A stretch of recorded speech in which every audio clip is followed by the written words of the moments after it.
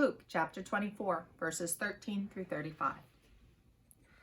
Now on that same day, two of them were going to a village called Emmaus, about 7 miles from Jerusalem, and talking with each other about these things that had happened.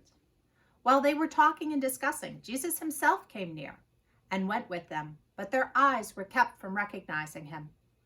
And he said to them, "What are you discussing with each other while you walk along?" They stood still, looking sad. Then one of them, whose name was Cleopas, answered him, "Are you the only stranger in Jerusalem who does not know the things that have taken place there in these days?"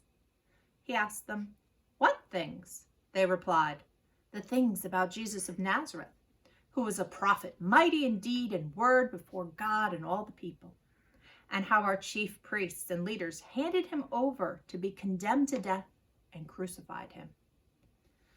But we had hoped that he was the one to redeem Israel. Yes, and beside all of this, it is now the 3rd day since these things took place. Moreover, some of the women of our group astounded us.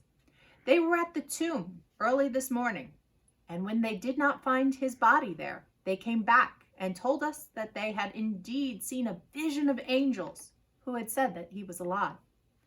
Some of those who were with us went to the tomb and found it just as the women had said, but they did not see him."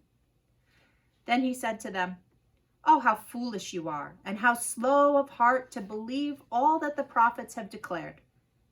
Was it not necessary that the Messiah should suffer these things and enter into his glory?" Then, beginning with Moses and all the prophets, he interpreted to them the things about himself in all the scriptures. As they came near the village to which they were going, he walked ahead as if he were going on. But they urged him strongly, saying, "Stay with us, because it is almost evening, and the day is now nearly over." So he went in to stay with them. When he was at the table with them, he took the bread, blessed it, and broke it, and gave it to them. Then their eyes were opened, and they recognized him, and he vanished from their sight. They said to each other, "Were not our hearts burning within us while he was talking to us on the road, when he was opening the scriptures to us?" That same hour they got up and returned to Jerusalem, and they found the 11 and their companions gathered together. They were saying, "The Lord has risen indeed, and he has appeared to Simon." Then they told what had happened on the road and how he had been made known to them in the breaking of the bread.